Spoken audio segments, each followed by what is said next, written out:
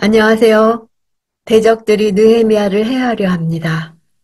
오늘 본문은 느헤미야 6장 1절에서 14절입니다. 1절.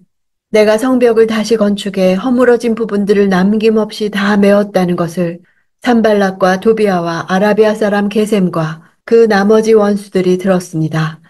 그러나 그때까지도 나는 아직 성문에 문짝을 달지 못했습니다. 나머지 원수들은 구체적으로 암몬 사람들과 아스돗 사람들입니다. 이들은 예루살렘 성벽 재건과 이스라엘의 부흥을 시기하여 방해하려는 데 마음이 일치되어 있었습니다. 구약시대 문은 나무 조각이나 판자를 노쇠나 철로 고정하여 만들었습니다. 일반적으로 고대의 성벽 공사에서는 성 전체를 다 두른 후 마지막으로 문짝을 다는 것이 보통이었습니다. 따라서 아직 문짝을 달지 못했다는 것은 성벽 공사가 거의 마무리되는 시점임을 나타내 줍니다. 2절. 그때 산발락과 게셈이 내게 이런 전가를 보냈습니다. 오시오, 우리가 오노 평지의 한 마을에서 만납시다. 그러나 사실은 나를 해치려는 수작이었습니다. 오노 평지는 예루살렘과 사마리아의 중간지대였으므로 느헤미야를 안심시킬 수 있었기 때문일 것입니다. 수작이라는 단어가 분사형으로 사용된 것을 보면 느헤미야는 산발락과 게셈이 어떻게 하든 느헤미야를 해하고자 계속적으로 머리를 맞대고 고민하며 계략을 세우는 것을 알고 있었던 것입니다. 3절. 그래서 나는 그들에게 사람을 보내 다음과 같이 대답했습니다. 내가 큰 공사를 하고 있으므로 내려갈 수가 없소. 어떻게 내가 자리를 비워 일을 중지시키고 당신들에게 내려가겠소. 느헤미야는 이를 중지시키고라는 표현을 통해 자신이 이미 대적들의 의도를 간파하고 있음을 은연중에 내비치고 있습니다. 자신이 내려갈 수 없는 참된 이유를 들어서 그들의 악한 계략과 목표를 우회적으로 폭로하고 있는 것입니다. 4절. 그들은 4번씩이나 똑같은 전가를 내게 보냈고 나 역시 매번 똑같이 대답했습니다. 대적들의 집요하고 반복적인 요구는 예루살렘 성벽의 완공을 눈앞에 둔 상황에서 얼마나 필사적으로 그것을 방해하고자 열을 올렸는지를 보여줍니다.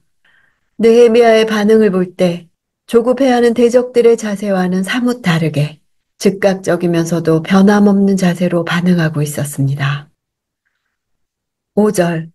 그리고 5번째도 산발랏은 자기 종의 손에 봉하지 않은 편지를 들려보냈는데 일반적으로 고대 근동의 공문서는 양피지나 파피루스 위에 글을 쓰고 그것을 말아 비단으로 만든 가방 속에 넣어 묶은 뒤 점토나 밀랍으로 임봉해서 보내는 것이 보통이었습니다. 이는 작성된 내용의 변조를 막아서 그 문서의 신빙성을 보증하기 위한 것임과 동시에 그 내용이 공개되는 것을 막기 위한 조치였습니다. 봉하지 않은 편지란 누구나 읽어볼 수 있는 흑색 선전용 편지를 말합니다.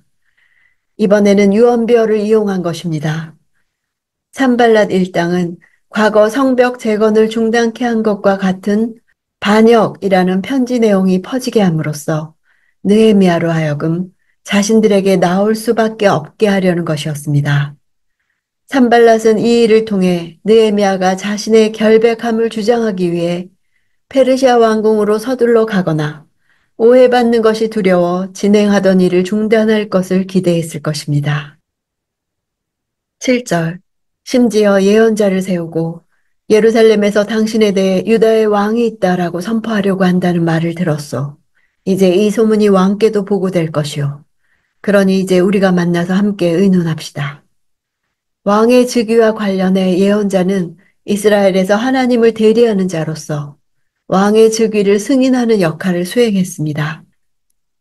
대적자들은 정치와 종교가 밀접한 관련성을 가진 이스라엘을 그럴듯하게 이용하고 있는 것입니다. 10절. 어느 날 무헤다벨의 손자이며 들라야의 아들 스마야가 두문불출하므로 내가 그 집에 갔더니 그가 말했습니다.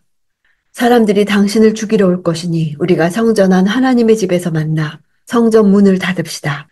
그들이 밤에 당신을 죽이러 올 것입니다. 스마야는 문맥상 성전 예언자였던 것으로 보입니다. 느헤미야가 직접 찾아갈 만큼 중요한 사람이고 가까운 사람이었습니다.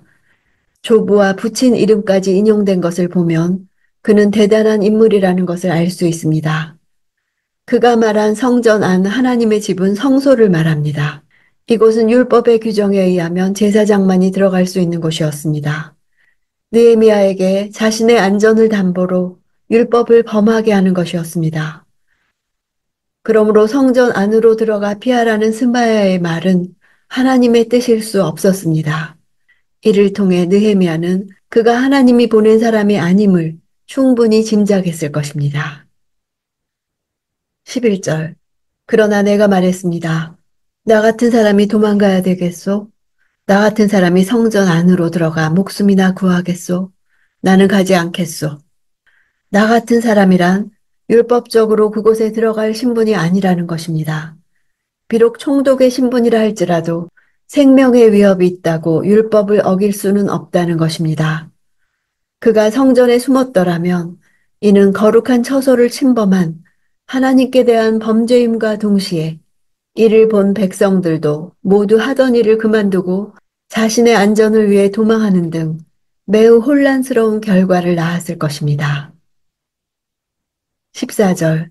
하나님이여 도비야와 산발랏의 소행을 보시고 그들을 기억하소서. 또한 여예언자 노아디아와 저를 위협하려던 그 나머지 예언자들도 기억하소서. 스마야 사건은 거짓 예언자들을 이용해 느헤미야를 음해하려 한 여러 사건들 중 하나의 대표적 신뢰일 뿐임을 알 수 있습니다. 당시 이들 거짓 예언자들은 바벨론 포로 이전 시기처럼 주로 자기 마음에서 나온 헛된 말을 전하거나 대적들과 내통하여 사사로운 이익을 위해 거짓 예언을 전함으로 공동체를 영적으로 타락시키고 불안을 가중시키는 역할을 했을 것입니다.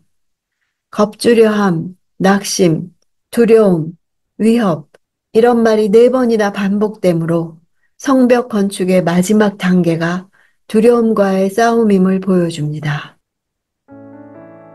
느헤미야는 기도와 믿음과 비전의 사람이었습니다. 산발랏 일당의 심리전에도 그러나 하나님이여 이제 제 손을 강하게 하소서 한마디 기도로 끝냈습니다. 싸움을 하나님께로 돌려버리는 사람을 세상은 감당치 못하는 것입니다. 이것이 믿는 자의 특권입니다. 믿음 생활은 무너진 성벽을 쌓는 것과 같습니다. 반드시 시련이 있습니다. 고난이 있는 것이 정상입니다.